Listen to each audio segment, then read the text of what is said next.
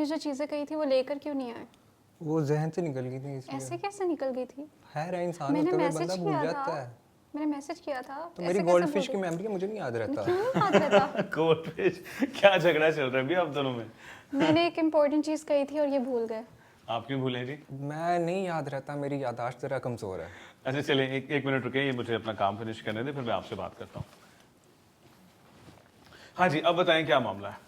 अच्छा, मैं ये सोच रहा था कि ये चीज़ें आपने सिर्फ दिखाने के लिए रखी हैं या इनको खा भी सकते हैं? नहीं नहीं भाई, सिर्फ दिखाने के लिए, चलिए कह सकते हैं कि दिखाने के लिए, लेकिन ये खाने के लिए भी है। मैंने ट्राई की है, लेकिन आप भी ट्राई करके देखें। हम कर सकते हैं? जी जी श्योर। आप लेंगे? जी, मेरे लिए भी रहें। अरे इतनी रिस्पेक्ट। मैं वही तो कह रही हूँ, मेरी पहले चीज़ भूल गए, लेकिन कोई बात नहीं। Okay, thank you. I have a big heart. वाह वाह, ये वो मक्खी वाला है। नहीं नहीं, मजाक कर रहा हूँ। It's tasty. अच्छा ट्राई है। करके।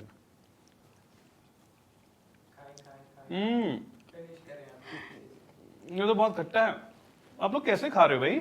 ये देखें ऐसी ऐसे। ऐसी चीज़ें तो खाने वाली होती हैं। मैं तो तौबा, अपने तौबा। भाई से मंगवाती रहती हूँ। तो अब भाई ये जो नौजवान नस्ल है ना, मैं हैरान हूँ इन पे कि हर जो है वो अजीब चीज़ उनको अच्छी लगती है। वेल व्हाटएवर, हम चलते हैं अपने व्यूवर्स की तरफ।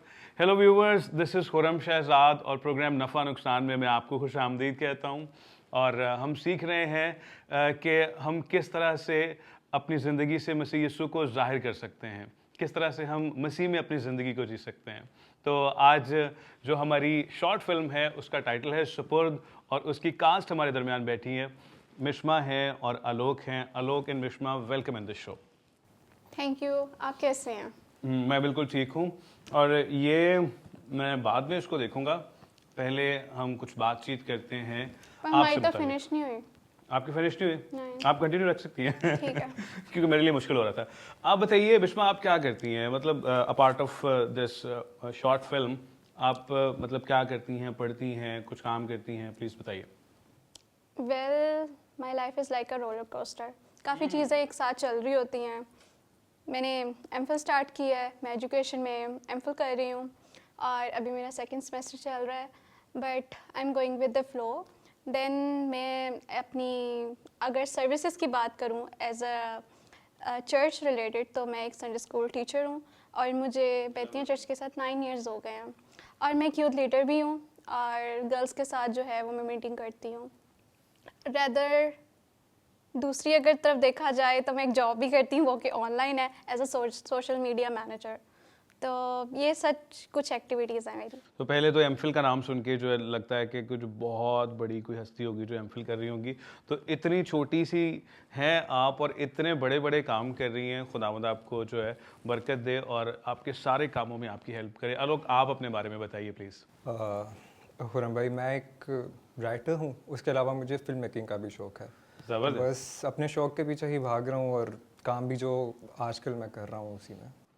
बहुत अच्छा कर रहे हैं आप। मुझे भी जो है ऐसी चीज़ों में इंटरेस्ट है, मीडिया थिंग्स में, तो बहुत अच्छा लग रहा है। अच्छा मुझे ये बताएं कि मिश्मा, इस एक्टिंग वाली साइड पे कैसे आपका रुझान हुआ? Good question. मैं जो थी शुरू से इन चाइल्डहुड, मुझे ना लाइक इन चीज़ों का बड़ा शौक था, एक्टिंग एंड ड्रामेटिक्स में। तो जब मैं कनेट में गई, कनेट कॉलेज में जब मेरा इंटरमीडिएट था, तो एज सच एक अपॉर्चुनिटीज़ है। यू नो कि क्रिश्चियंस तो शुरू से ही जो होता है क्रिसमस प्ले वगैरह, और ये बिल्कुल, चीज़ें तो शुरू बिल्कुल। से स्टार्ट हो जाती होती हैं। जी जी जी। तो जब एक एज अ प्रोफेशनली इस चीज़ की तरफ आए, तो कॉलेज में ऐसे ही जोग्राफिकल प्ले था और इस तरह ना ये चीज़ें शुरू हुई। और जब मैं अपनी यूनिवर्सिटी मैंने लाइफ में आई, तो वहाँ पे मैंने और को करिकुलर एक्टिविटी स्टार्ट कर दी, तो लाइक ड्रामेटिक्स क्लब में, और वहाँ पे भी थिएटर होते थे।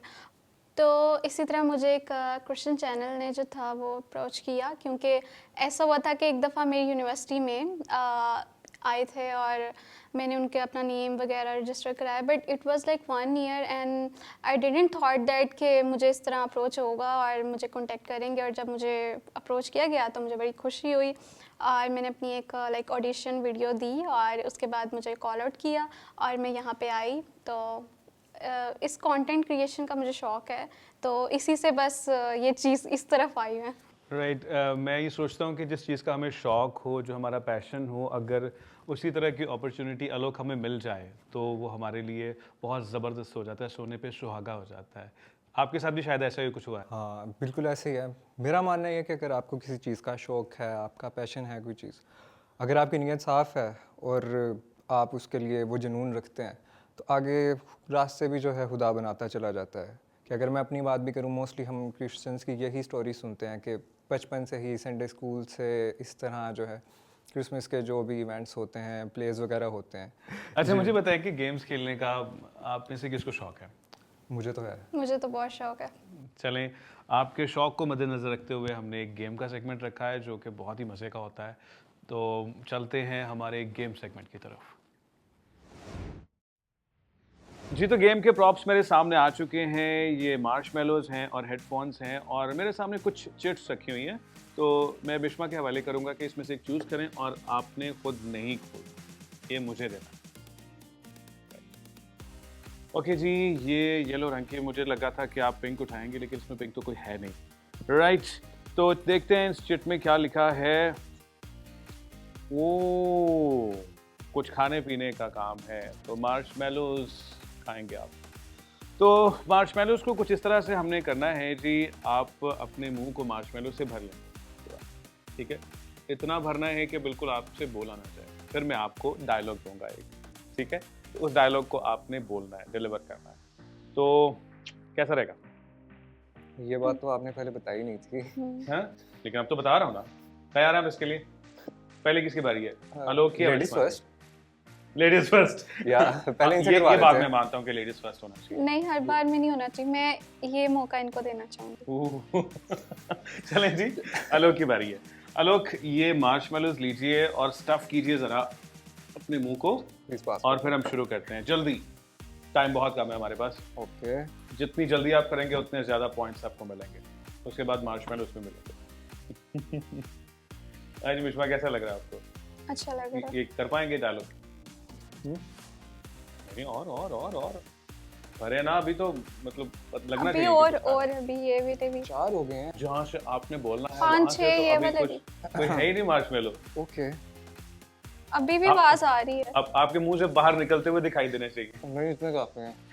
नहीं, एक 5 प्लीज, एक्टिंग कर रहे हैं। छोटा भाई अच्छा, प्लीज एक और। ओके जी, रेडी है आलोक। आलोक, आपने बोलना है कि मुझे नहीं लगता कि मैं अकेला हूँ, मेरे साथ कोई होता है।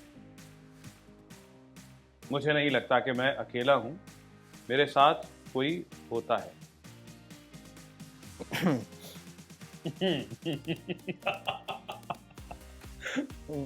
मुझे नहीं लगता। मुझे नहीं लगता, दीजिए प्लीज। मुझे नहीं लगता कि मैं अकेला हूँ। अकेला अकेला हूँ, मेरे साथ क्या कोई होता है, कोई होता है। होता है। वेरी गुड जी, बहुत अच्छा है। एक और जरा इसे, एक और मार्शमेलो और एक और डायलॉग आप। नहीं, मार्शमेलोज तो ऑलरेडी स्टफ्ड हैं। ना, एक और तो होना चाहिए। एक तो मेरे ख्याल आप निकल गए होंगे। राइट, आपने बोला है कि अपने मुंह मियाँ मिट्ठू। बहुत क्लियर आना चाहिए आपका, ठीक है। जी, अपने मुंह मियाँ मिट्ठू। मिट्ठू, मैंने कहा था कि बहुत क्लियर आना चाहिए। मिट्ठू, तालियां जी आलोक के लिए। बहुत जबरदस्त। अब मिश्मा की बारी है, ये चैलेंज आप पूरा करेंगी मिश्मा। ये मुझे करना पड़ेगा। जी, तो अब मिश्मा की बारी है। मिश्मा, जरा स्टफ करें अपना मुंह इन मार्शमेलोज के साथ और फिर आपको मैं डायलॉग बताऊंगा, आपने वो बोलना है। ठीक है। अच्छा, हाँ जी, हाँ जी। ये आपने मार्शमेलो मुंह में रख के हंसना नहीं है, ये बाहर आ जाएगी सारी की सारी। यानी इनको समेटे जरा, 7-8 तो होनी चाहिए मेरे साथ। ट्राई करें। मैं नहीं कहीं। चलो, मेरा ख्याल है कि हम मतलब उस पीक तक पहुंच गए। अच्छा, आपका डायलॉग है, जिंदगी एक मूवी है, वो भी फनी। जिंदगी बहुत क्लियरली बोलना है आपने, ठीक है। जिंदगी एक मूवी है, वो भी फनी। अब वो ना प्लेसिंग कर रही है कि मैं थोड़ा सा एक मार्शमेलो ऐसे कर ला। वो अब एडजस्टमेंट ही कर रही है कि मैं कैसे बोल सकता हूँ। जिंदगी एक मूवी है, वो भी फनी। मैं नहीं बोल सकती। बोले, जिंदगी एक मूवी है, वो भी फनी। ट्राई।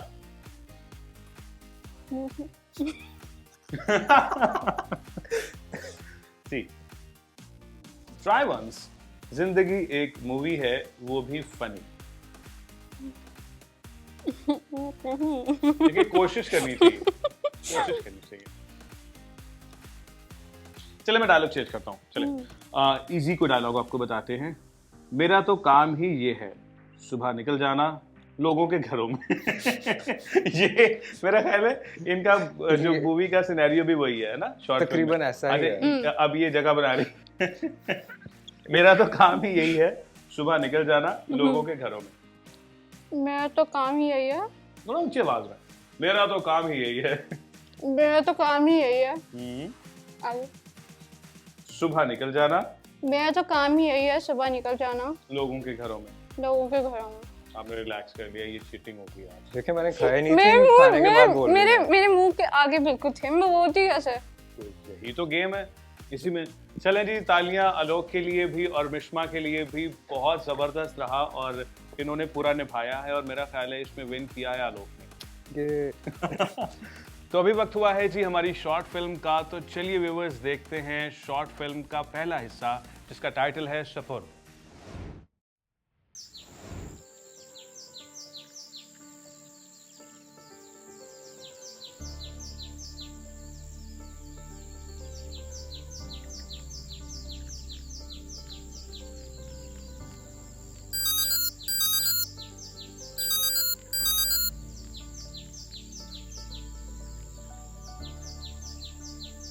जोशु, उठ जा, टाइम हो गया है।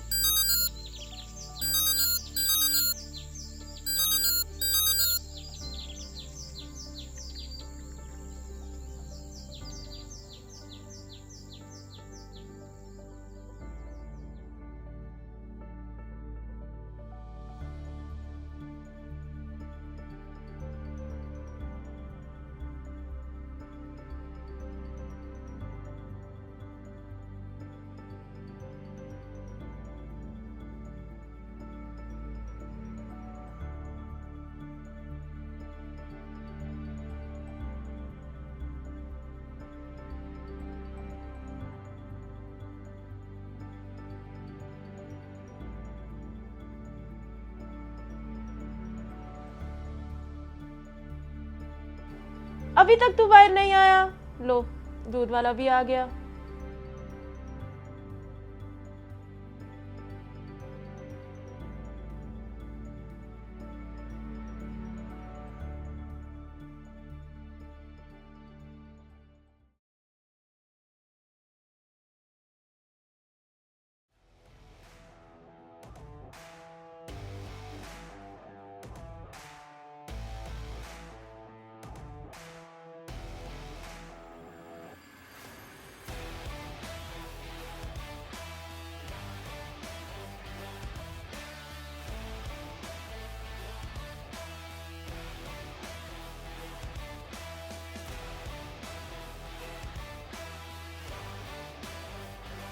तू अभी तक गेम खेल रहा है?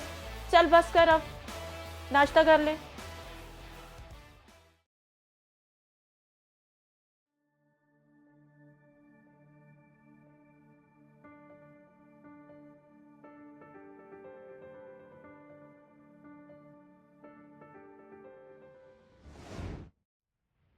हेलो, शॉर्ट फिल्म में आप इतने छोटे लग रहे थे, अब भी आप पूरे मैन लग रहे हैं। क्या इसमें मामला है भाई? बस इसके पीछे की भी स्टोरी है। तो सीन दरअसल ये था कि जो मेन एक्टर था, जो बच्चा था बेसिकली, तो उसके साथ कोई एक्सीडेंट हो गया एंड एट द टाइम वो नहीं आ सका। तो फिर मुझे बुलाया गया वो रोल करने के लिए। भैया आके बच्चा बन जा प्लीज। हाँ, मैं वहाँ पे गया उस वक्त। फिर मेरी दाढ़ी वगैरह भी थी, अभी भी सही से वापस तो नहीं आई। तो ये है कि फिर वहीं से जाके मुझे जल्दी से शेव करा के आना पड़ा। और एक दफ़ा नहीं, 2 दफ़ा हुआ, क्योंकि कुछ सीन्स रहते थे जिनको बाद में शूट करना था, तो उनके लिए फिर मुझे दोबारा से जो है शेव करवानी पड़ी।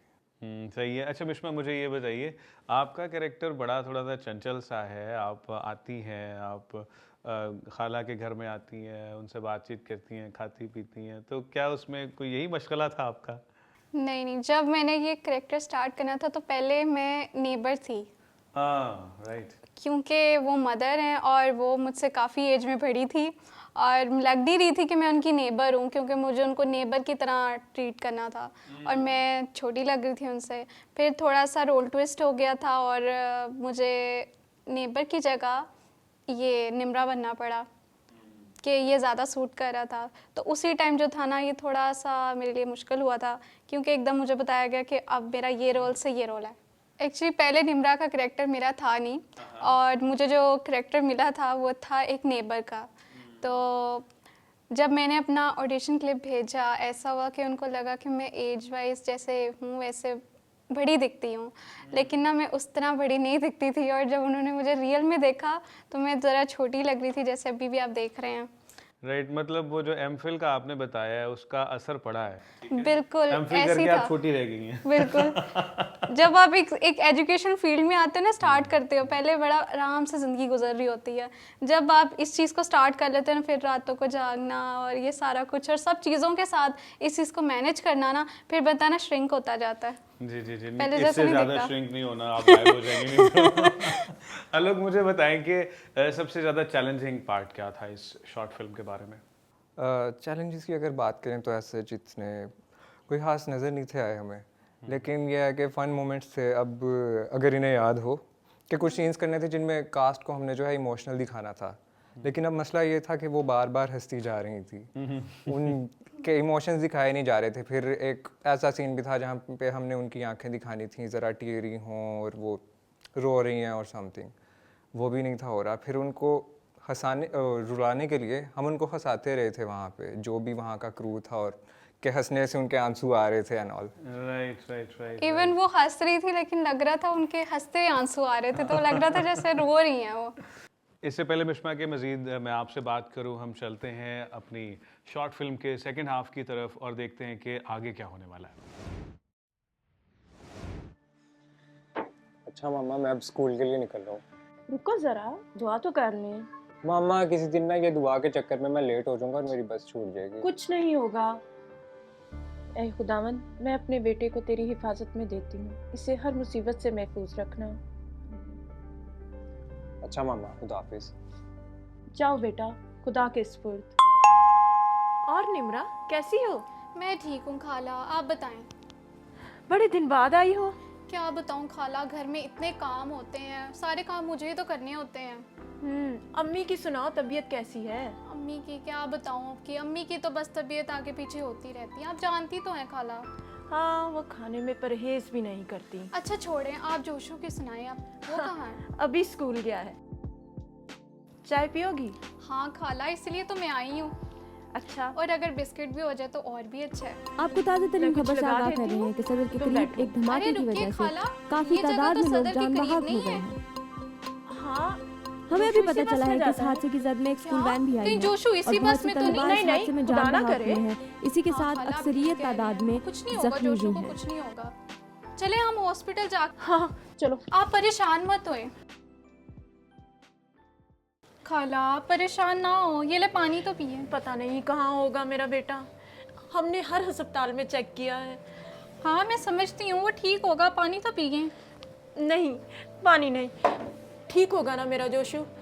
हाँ खाला, देखें डॉक्टर ने कहा था कि अगर हम मुर्दा खाना में... कैसी बातें करती हो, होश में हो तुम? मैंने उसे खुदा के सुपुर्द किया है, खाक के नहीं। हाँ खाला आप ठीक कह रही हैं, देखें लेकिन जो खुदा की मर्जी। मेरा अपने खुदा पे ईमान है, वो उसकी हिफाजत करेगा। यहाँ तो ऐसा कोई बच्चा ठीक है खाला, नहीं, लेकिन आप मुर्दा खाना चेक कर सकते हैं। सब ठीक ही हो।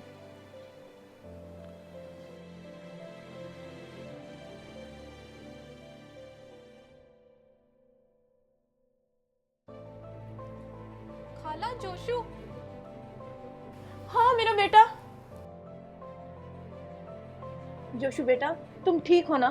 तुम्हें कुछ हुआ तो नहीं? आपको क्या हुआ है? इनको क्या हुआ है? हमने आज न्यूज़ देखी थी, उसमें पता चला कि जिस बस में आप अक्सर स्कूल जाते हो उसमें ब्लास्ट हो गया है। बस पे क्या ही स्कूल जाना था, इनकी दुआ के चक्कर में मैं लेट हो गया, इसलिए मुझे ऑटो पे स्कूल जाना पड़ा था।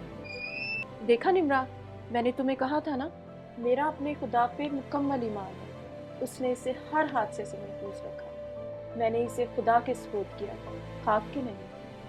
हाँ खाला, शुक्र है। आलोक, बहुत इमोशनल स्टोरी है और मैं जानता हूँ कि ये सच्चा वाक़या है। और जब मैं देख रहा था तो मुझे अपनी मम्मा की याद आ गई कि वो किस तरह से जब भी हम घर से निकलते थे हमें रुखसत किया करती थी, और वो पंजाबी का एक फ्रेज़ बोलती थी कि यीशु तुहाडे नाल होवे ते तुहानू तत्ती वाह ना लगे। ठीक है, ये एक माँ कहा करती थी। आपको भी ऐसी बहुत सी बातें याद होगी अपनी मम्मा के बारे में? जी बिल्कुल ऐसे ही है कि स्क्रिप्ट भी जब मैं पहली बार पढ़ रहा था तो वही in the back of my mind वही चीज़ चल रही थी। मुझे वही कि अपने स्कूल के कॉलेज के दिन याद आ रहे थे कि जब भी मैं घर से निकलता होता था तो यूं ही मेरी मामा मुझे दरवाजे पे कहा करती थी कि खुदावंद के सपुर्द, और इस तरह दुआ करके तो हमेशा वो भेजा करती थी। जब अभी भी मैं याद करता हूँ कि वो दिन याद आते हैं जब भी स्कूल जाया करते थे या कॉलेज में जाता होता था। तो हाँ, कि ये हमारी अक्सर औकात माओं की आदत होती है कि जब भी उनके बच्चे निकल रहे हों घर से तो दुआ करके वो उनको बाहर भेजती हैं। बिल्कुल। और वो बच्चा पार्ट होता है ना माँ का, ठीक है।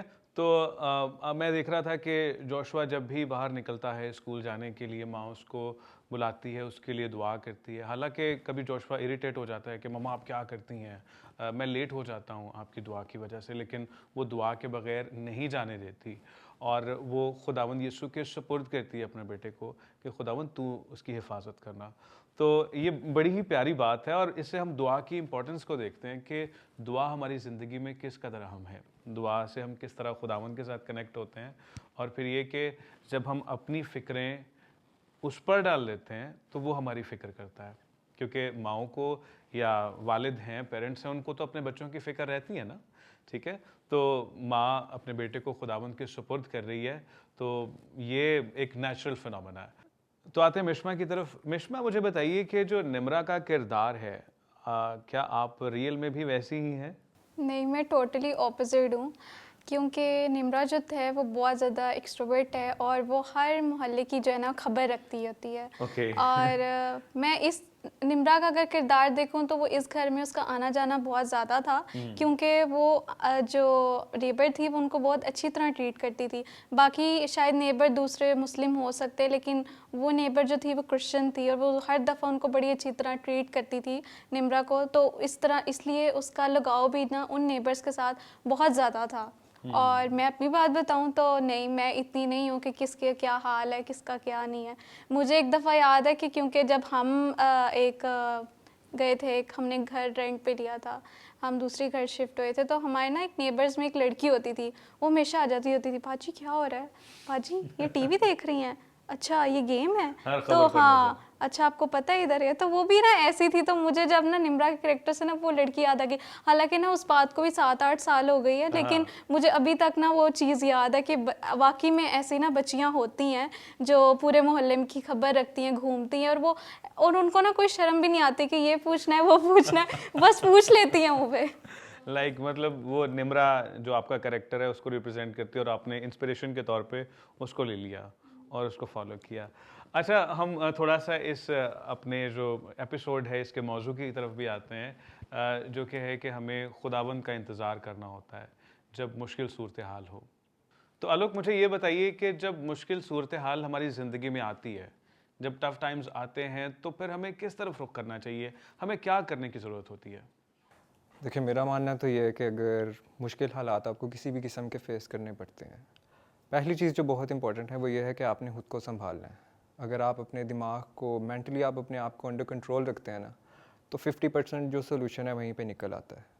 उसके बाद दूसरा हल यही है कि खुदा के अलावा आपको और किसी की तरफ शायद जाने की ज़रूरत ही नहीं है। अगर आप अपना माइंडसेट पॉजिटिव रखते हैं, अपना ईमान और भरोसा खुदा पे रखते हैं, तो आई डोंट थिंक कोई भी मुश्किल ऐसी है जिसको सामना आप कर नहीं सकते। बिल्कुल सही। मैं खुदा के खादिम को सुन रहा था, तो उन्होंने कहा कि अगर हम जो है हर चीज़ पर गालिब आना चाहते हैं, तो पहली बात तो ये है कि हम खुदा के कलाम को अच्छे तरीके से जानें, बाइबल मुक़द्दस के साथ कनेक्ट रहें, उसको जितना अपने अंदर सोख कर सकते हैं उसे करें, और फिर ये कि हम दुआ ज़रूर करें। ठीक है, दुआ बहुत इम्पॉर्टेंट है। हाँ, इन दोनों में से एक भी काम अगर हम नहीं करते तो फिर हमारे लिए मुश्किल पैदा हो जाती है। तो हम इस माँ को देखते हैं कि वो भी दुआ कर रही है, ठीक है, और खुदावंद यीशु के सुपुर्द करने से ही उसका ईमान इतना स्ट्रांग है कि जब निमरा उसे कह रही है कि आपका बेटा तो मर गया होगा, तो वो स्ट्रांग है, कहती है कि नहीं, चुप कर जाओ निमरा, मेरा बेटा मरा नहीं है, उसे कुछ नहीं हो सकता क्योंकि मैंने उसे यीशु के सुपुर्द किया है, मैंने उसे खाक के सुपुर्द नहीं किया।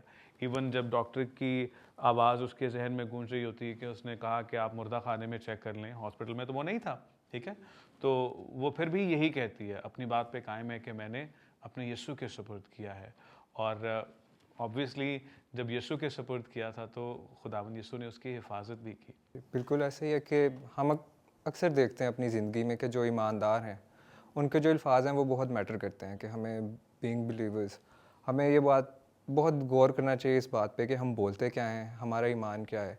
क्योंकि अगर आप एक चीज़ को अपने दिमाग में बिठा लेते हैं और उस पर आप एक पुख्ता ईमान रखते हैं, तो जब आप उस चीज़ को कहते हैं तो वो चीज़ हो भी सकती है, जो कि चीज़ हमने शॉर्ट फिल्म में भी देखी है। ऐसे ही तो मिश्मा, जिस सवाल पर हम बात कर रहे थे कि अगर हम मुश्किल हालात को फेस कर रहे हैं तो हमें क्या करना चाहिए, यही सवाल हमने अपने व्यूवर्स से भी पूछा। तो चलिए कुछ देर के लिए हम चलते हैं और व्यूवर्स को देखते हैं कि उनका इसके बारे में क्या जवाब था। जब हम कौम बनी इसराइल को देखते हैं कि वो मुल्क मिस्र की गुलामी से निकलते हैं तो हालात बहुत मुश्किल हैं, सामने कुछ भी नहीं है, लेकिन तो भी खुदा उनके लिए जो है वो वसाइल और ऐसी चीज़ें मुहैया करता है। शागिर्द कश्ती में थे, उनको हालात नामुमकिन लग रहे थे और वो शोर मचाते हैं, खुदावंद हमें बचा, खुदावंद हमें बचा। लेकिन बेशक खुदावंद यीशु मसीह वहाँ पर मौजूद थे और उन्होंने बचाया, और उनके लिए हालात नामुमकिन थे। लेकिन हम ईमान में इस तरह से तरक्की करते हैं कि खुदा नामुमकिन हालात में भी हमारे साथ है।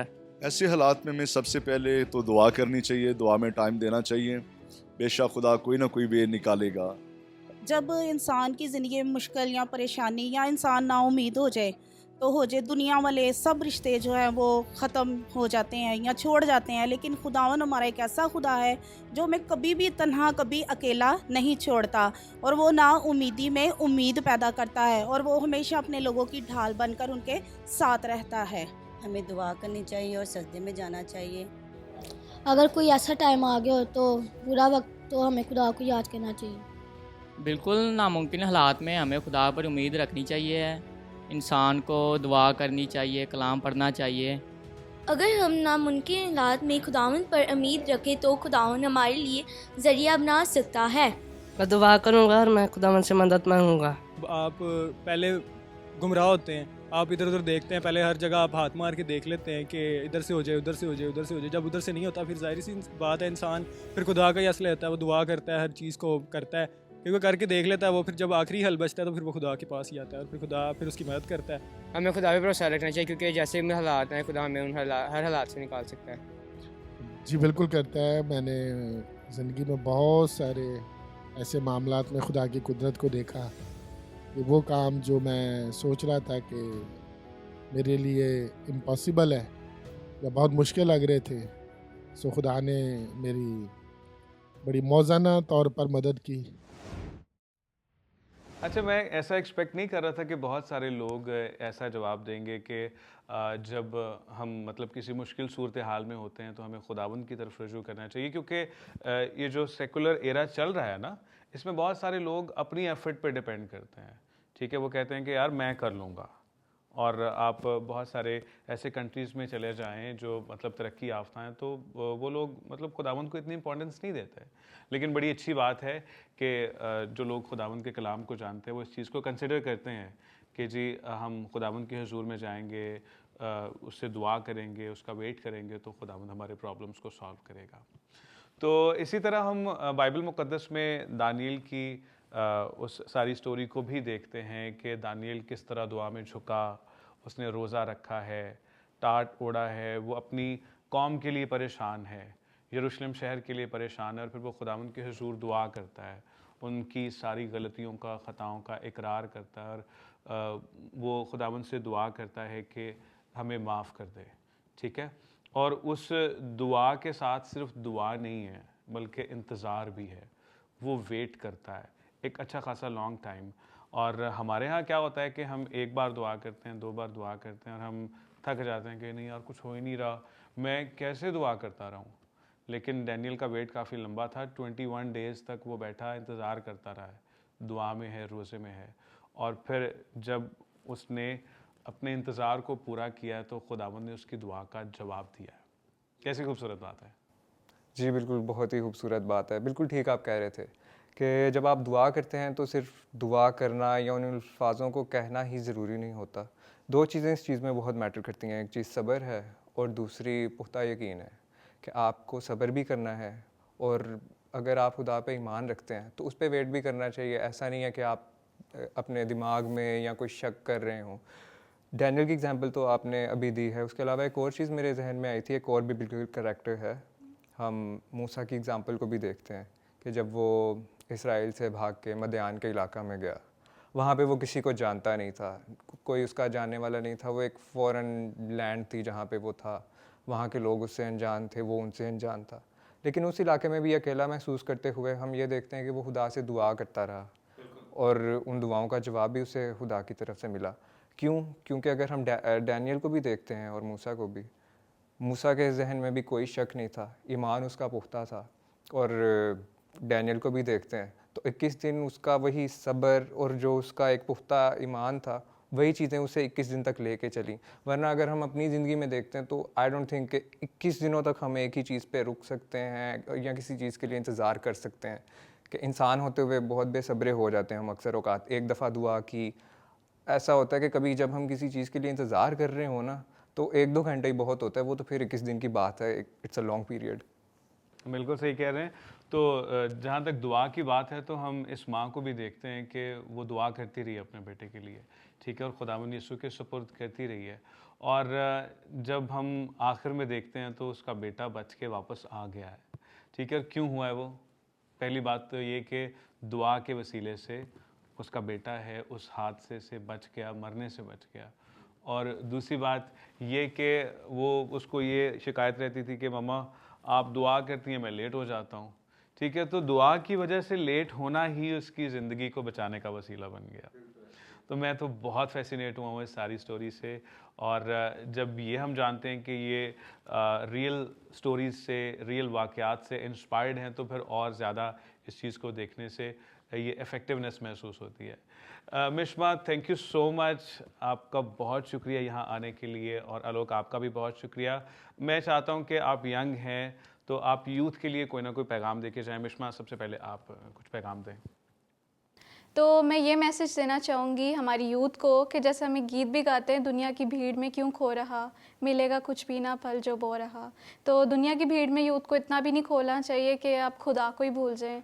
जैसे अब की हमारी सोशल मीडिया की लाइफ है, बड़ी जनरेशन अब आगे है, लेकिन हमें अपने माँ बाप का भी ख्याल रखना चाहिए। और अगर वो कहते हैं कि हमारे लिए, अगर वो दुआ गो हैं और परेशान होते हैं और चाहते हैं कि वो हमारे लिए दुआ करें, तो हमें उन पर भी ईमान रखना चाहिए जैसे हम अपने खुदा पे रखते हैं। बिल्कुल। आलोक, आप भी कोई पैगाम दीजिए प्लीज़। उन्होंने बहुत खूबसूरत बात कही है और उसी को मैं सेकंड करूँगा कि बाइबल में भी जिस तरह लिखा है कि मेरी जो कुव्वत है वो खुदा की तरफ से आती है और उसके ज़रिए से मैं सब कुछ कर सकता हूँ। तो यही बात है कि अगर कोई भी काम आप करना चाहते हैं, अगर वो खुदा की मर्ज़ी के मुताबिक है तो वो होके रहेगा। मुश्किलात आती रहती हैं, आप फेस करते हैं, लेकिन उन मुश्किल हालात में बस खुदा से हिम्मत मांगें कि आप उन मुश्किलात का सामना कर सकें, उनसे भागने की कोशिश ना करें। बहुत ज़बरदस्त, बहुत खूबसूरत। Once again Alok and Mishma, thank you so much. बहुत प्यारे किरदार आपने निभाए हैं उस स्टोरी में, और आप जो कर रहे हैं, काम कर रहे हैं, स्टडी कर रहे हैं, वो भी बहुत अमेजिंग है। आपको खुदावंद बरकत दे और आपको इन कामों में बढ़ाए।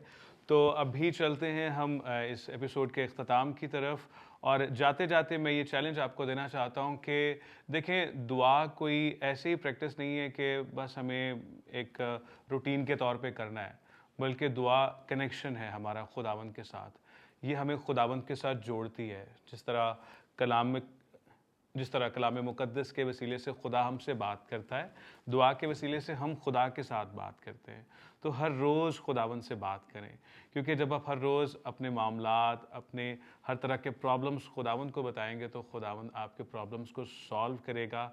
और कलाम में लिखा है कि खुदावंद में मसरूर रहे तो वो तेरे दिल की मुरादें पूरी करेगा। तो खुदावंद के कलाम को पढ़ते रहें, दूसरों को भी जो आपको बातें पता है सिखाते रहें। इजाज़त चाहते हैं आपसे, खुदा हाफिज़। और जाते जाते अगली शॉर्ट फिल्म का टीज़र ज़रूर देखते जाइएगा।